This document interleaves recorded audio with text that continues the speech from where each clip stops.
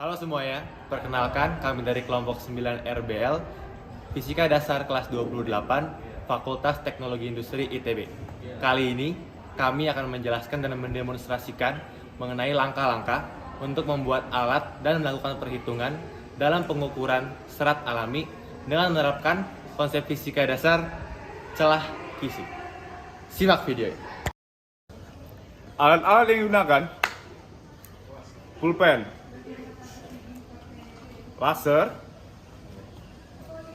penggaris, cutter, lem tembak, dan guntingnya mana? Oh, gunting.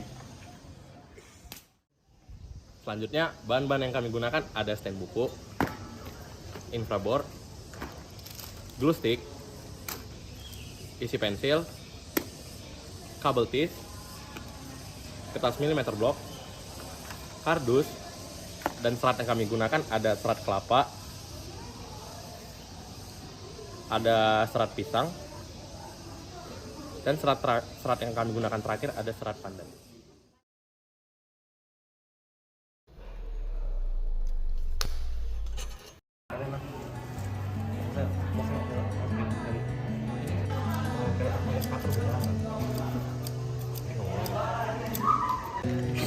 Ini belum kencang pik, yang ini pik masih kendor.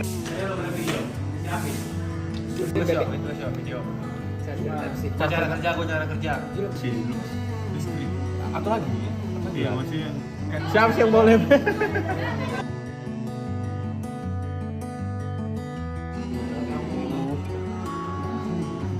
Silakan apa?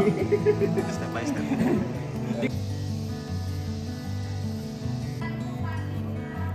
Berarti ukuran yang ininya ini. Action. Yuk cari data.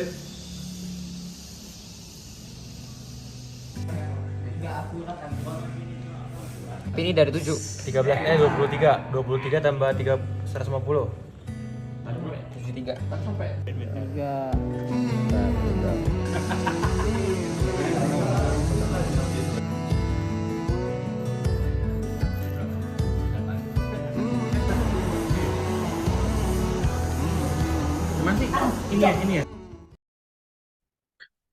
Selanjutnya ada perhitungan berdasarkan desain dan teori.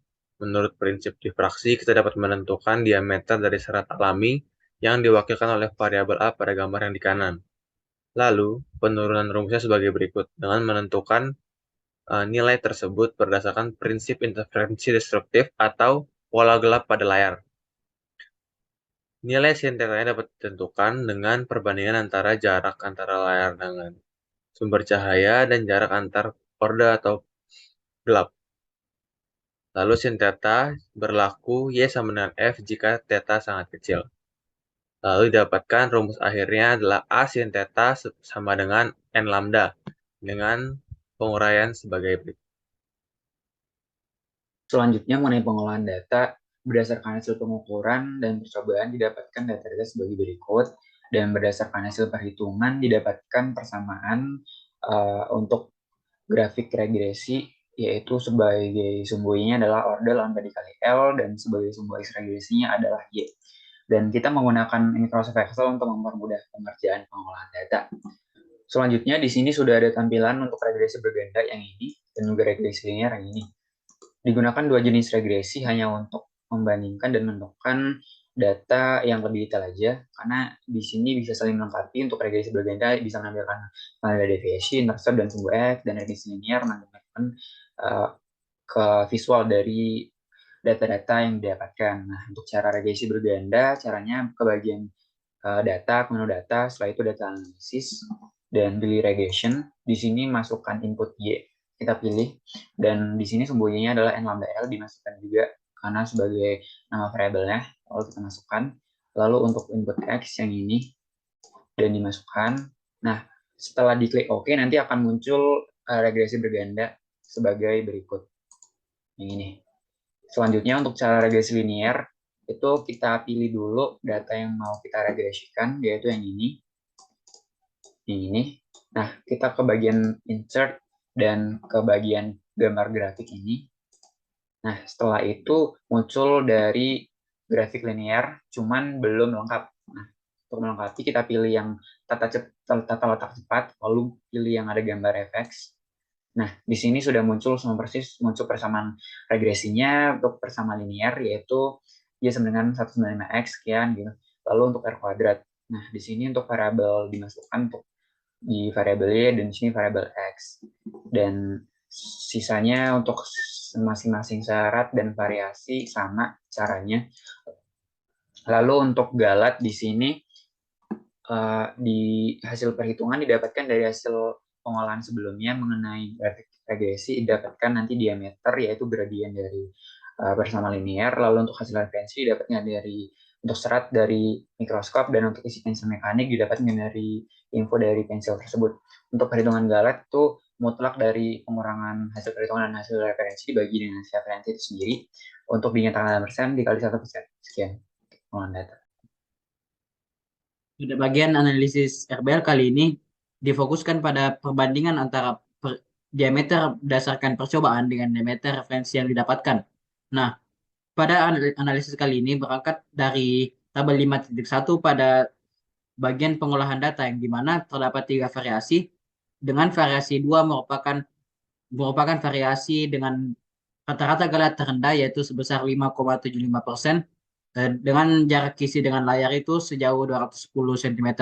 Nah, sedangkan variasi ketiga merupakan variasi yang memiliki galat terbesar yang dimana galat rata-ratanya sebesar 21,25%.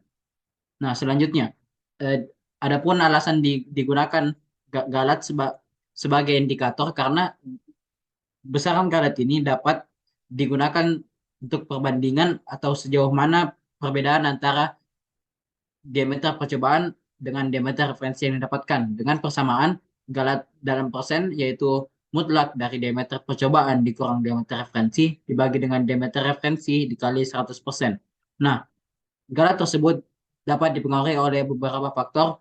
Nah, beberapa faktornya ialah ketidaktelitian pengukuran jarak antara pola gelap terang, yang kedua faktor lingkungan seperti cahaya dari lingkungan luar, yang ketiga ukuran serat yang heterogen karena pada pengambilan data dengan mikroskop terlihat seratnya tidak homogen pada setiap bagian.